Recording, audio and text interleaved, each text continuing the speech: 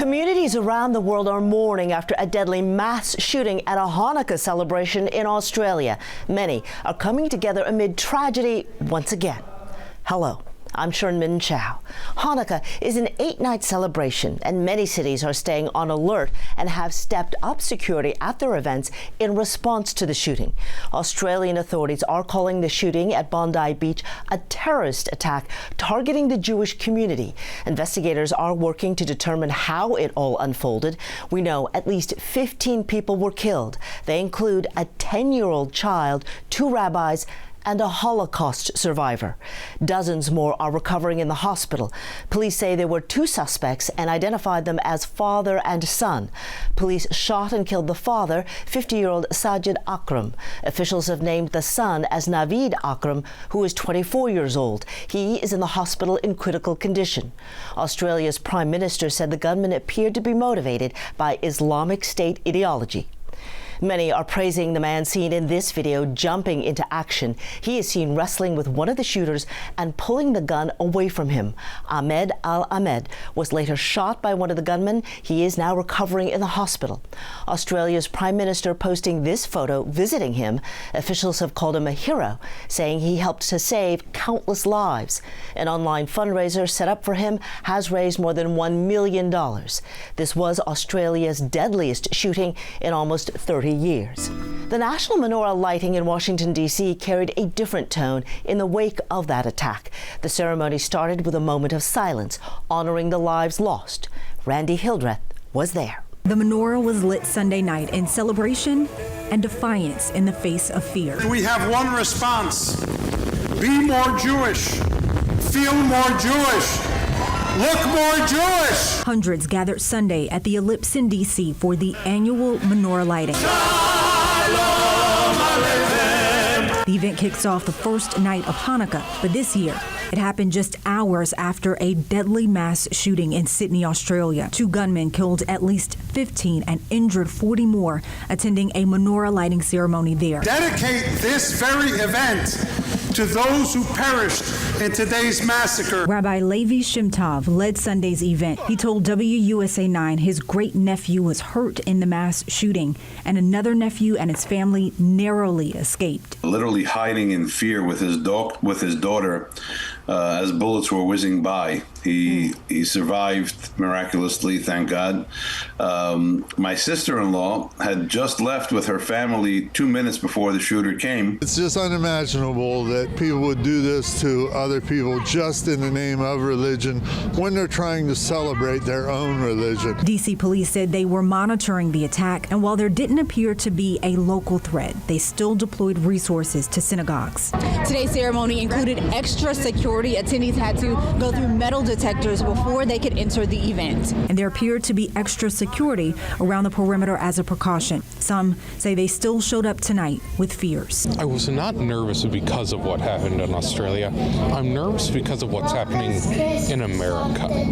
To see the rise of anti-Semitism, the rise of racism, the rise of exclusion of minorities from public spaces and public forums has made me nervous to do any large gathering of minority groups. Randy Hildreth, WUSA 9. The shooting came as many Jewish communities around the world were getting ready to start celebrating Hanukkah. Officials in many U.S. cities have stepped up security and patrols around events and synagogues in response to the mass shooting. Many Jewish community leaders say it is now more important than ever to stay strong in faith and amplify the message of Hanukkah, light pushing back against darkness. We'll send it over now to our reporters who attended events around the country. We will start in Dallas. For many in the Jewish community, it's a dark time for members of their faith. And you don't want to be afraid. It's a little scary coming here tonight. Ada Drizzen is with the local Chabad, a Jewish organization with members around the world, including Sydney, Australia. A tragedy half a world away that hits close to home. Chabad said in a statement that Rabbi Eli Schlenger was one of the victims of the Bondi Beach shooting, a distant relative of Ada's. My grandfather and his grandmother were siblings. It's really simple and really easy to kind of melt into the darkness and kind of let it just overtake you. We know the people who were killed. We know their families. Happy Hanukkah! But together, a show of defiance and solidarity on the first day of Hanukkah, the first public menorah lighting at SMU under the watchful eye of campus police. Dallas PD also promising vigilance. They said that there are no credible threats in the city of Dallas, but to expect a heightened police presence and more awareness when it comes to events like this one. Very, very thankful for them and the protection that they provide for the city and especially for our community. Absolutely. In spite of the darkness, they say there's still something to celebrate this holiday season. Let's make the world a brighter place. In Dallas, I'm Luke Clary. As Hanukkah begins for the Jewish community, families in Elk Grove say it's time to come together and honor their religion. And celebrating the season, this is supposed to be a season that binds people together, not tear people apart. So it's important to gather and bind. This annual event is known as Light Up Elk Grove, and it's to celebrate the Hanukkah season at the Old Town Plaza. The organizer says they hold the event publicly so they can show how loud and proud they are of who they are and take pride in showcasing their traditions and culture. But Sunday morning before any gathering, Mark and Alicia Laybourne learned about the shooting in Sydney, where hundreds also celebrated the first day of Hanukkah. Just troubling, we're starting to see these mass events. They seem to be coming faster and faster and more numerous. Rabbi Chaim Groner with the Chabad of Elk Grove says he actually grew up in Australia and he still has relatives in Sydney. He says he and his family know some of the victims who lost their lives. It's been a really rough day for all of us. We're shaken, we're broken, but at the same time, we woke up this morning with a fire ignited. We knew why we're putting this on if we didn't have a reason before. Hanukkah is about darkness versus light. Prime Minister Anthony Albanese is calling it an act of anti-Semitic terrorism. Groner says this is the world we live in now, but there is no excuse for these deadly actions. There are no words why we have to live in a world where practicing our religion leads to people dying. There's no explanation, there's no words, there's no logic behind it. The rabbi is also asking the entire community to reach out to their Jewish neighbors and show them their support. In Elk Grove, Roxanne Elias, ABC 10. People we spoke with here at the menorah lighting say they are just gutted by the shooting in Australia, but on this first night of Hanukkah, they say they will not be deterred from taking part in the festivities. The message of the Hanukkah menorah is that light is stronger than darkness. Terror in Australia after two shooters opened fire on a Hanukkah celebration in Bondi Beach. The shooters killed people from the ages of 10 to 87. One of them, a Chabad rabbi, that Chabad Rabbi Chaim Mishalevin here in Portland has known for decades. When I heard there was a Chabad rabbi especially that was murdered, it was really, really hurtful. And later I found out who it was, and I was like, oh man, I know Rabbi Eli, I know him for almost 25 years. Someone who really, really was dedicated to the community, always moving, always organizing, always coordinating, always helping others. In Pioneer Courthouse Square, the first menorah lighting of this year's Hanukkah going on as planned, but also serving as a vigil for those who were killed. Certainly to have it happen on the first night of Hanukkah was devastating to Jewish people around the world. The first candle lit with hundreds showing up, gathering both in celebration and solemn solidarity. I'm going to come down here because I'm not going to let fear deter me. And, you know, this is the holiday of light and peace, and I'm here to celebrate, you know, the holiday, and I won't be deterred by anti-Semitism. People showing up here tonight sends the message that we're not going away, we're not hiding, we are here, we have the right to be safe, we want to feel safe, and we want to make sure that our community leaders also understand the Jewish community is here and to help keep us safe. And Portland police tell us they are increasing patrols at Jewish events and places of worship in response to the mass shooting in Australia. Jake Holter, KGW News. To mark the beginning of Hanukkah, there's a special tradition in St. Paul's Highland Park neighborhood, now more than 25 years strong. At Adath Israel Synagogue. It's the first night of Hanukkah. We have a grand parade, which we have menorahs on top of our cars with music and different floats, and we drive throughout St. Paul to spread the light of Hanukkah. Rabbi Meir Rubenfeld says it's especially important after 2 gunmen opened fire on a Hanukkah event at Sydney's Bondi Beach. And especially today, when we woke up with that news, our job is to spread extra light, and that's why this parade is so important. We're spreading light throughout St. Paul because we always need extra light in this world. It's not the first time that we've been attacked and the darkness has reared its ugly head. We don't chase away darkness with sticks and stones, but with light. The parade route ends at the state capitol for the Grand Menorah light. That God has granted us light, and Jews across the world, 15,000 locations, are going to be kindling the menorah tonight, some in warmer weather than this. Despite the cold, a warm welcome to the first night of Hanukkah. Hanukkah continues through Monday, December 22nd. Every night, another bulb will get lit here at the state capitol. In St. Paul, I'm Heidi Wigdahl, KARE 11 News. Coming up, Jewish leaders share the messages they've shared with those who may be fearful of showing their faith after recent attacks.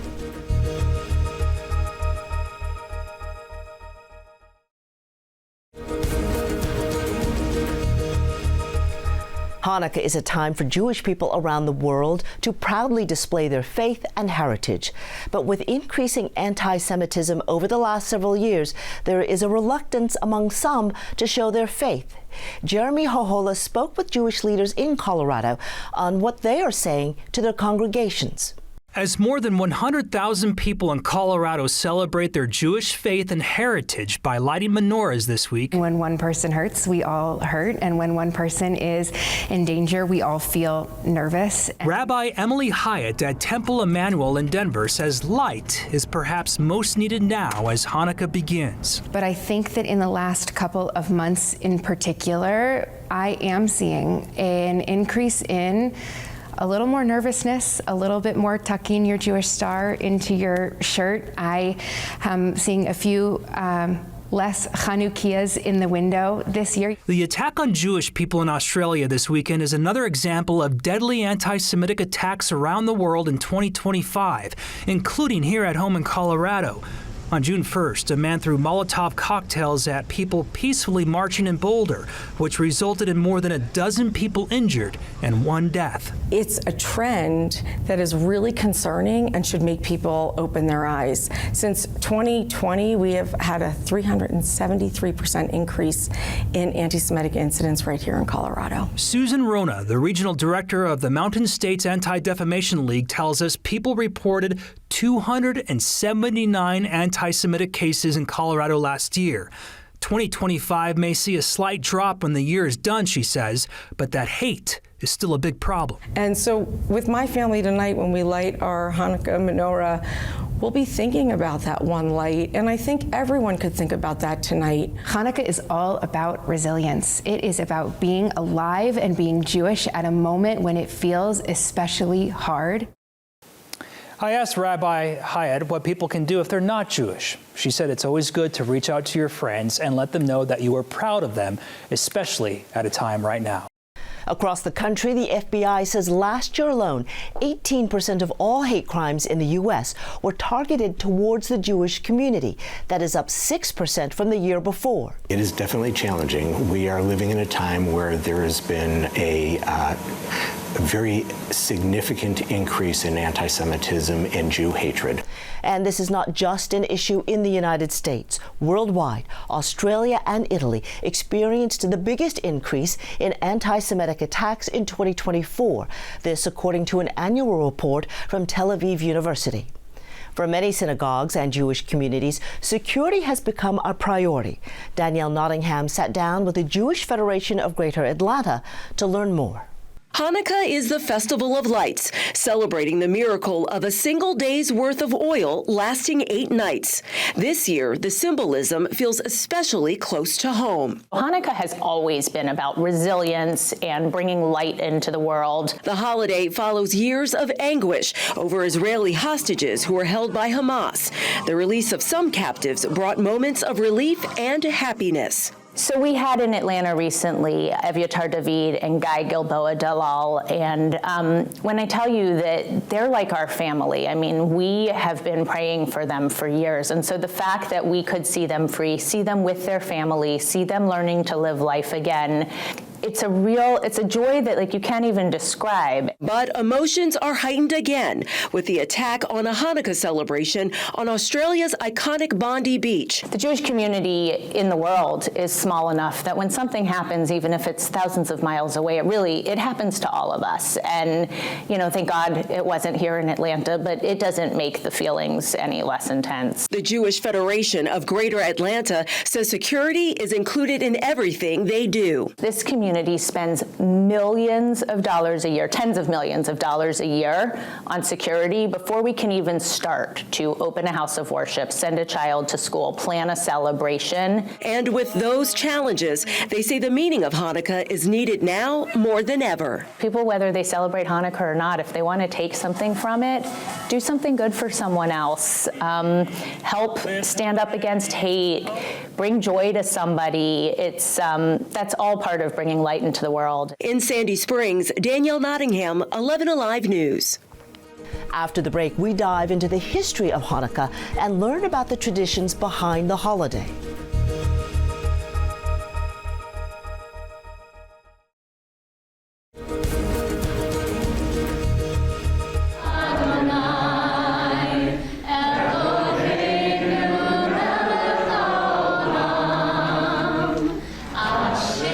North Carolina governor there lighting the candle on the menorah to mark the start of Hanukkah. Governor Josh Stein hosted the state's annual ceremony at the Executive Mansion in Raleigh Sunday night. On 8 consecutive evenings, Jews will gather to light the menorah.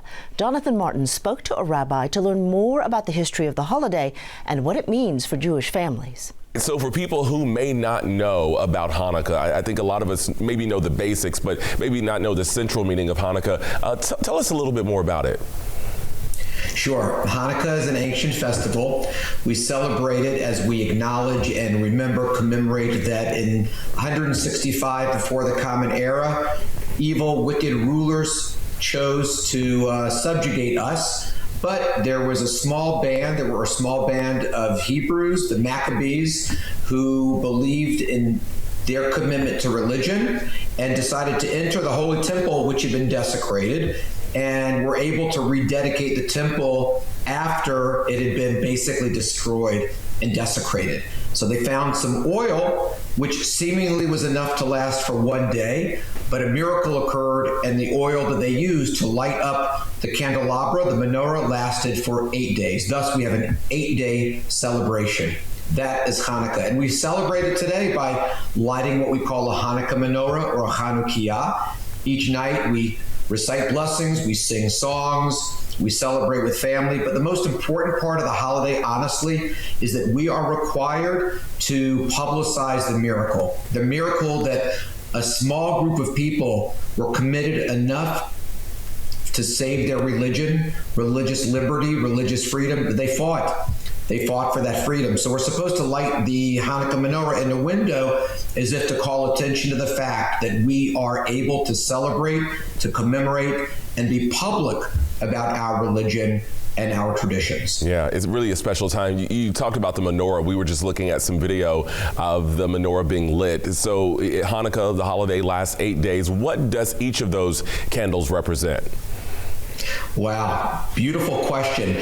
Ultimately, each day represents a miracle that the oil existed and the miracle that there was enough. But I believe that part of the miracle is that each light is symbolic. Night number 1, we light 1 candle. 1 small candle. Night number 2, another candle, which means that each of us has the possibility to spread light, to be light. We start small. baby step. How can I possibly do anything meaningful? It's just me. How can I save the world? But if we start small, attempt to do something good, that light grows exponentially. It grows and it grows and it grows until we become light, and we're able to be light to the people and the world around us. Rabbi, before you go, I do want to ask you about this. You know, we are in a time where we're seeing in some spaces rising anti-Semitism. How does the Jewish community use Hanukkah this time to build both visibility and even some solidarity? Beautiful. The word Hanukkah itself comes from a root that means dedication. We dedicate ourselves to what we believe in, and it's through that dedication and also through education. The word Hanukkah also means education. We not only educate ourselves, but let's educate each other so that we can be supportive, so that we can be interconnected, and so that we can be emissaries for good. Hanukkah runs through December 22nd. Prayers and messaging for this year's Hanukkah celebrations are taking a different tone amid the tragedy in Australia. But as you heard Rabbi say throughout this special, now is the time to promote the true meaning of the holiday and spread as much light as you can. I'm Sharon Min Chow. Thank you for watching.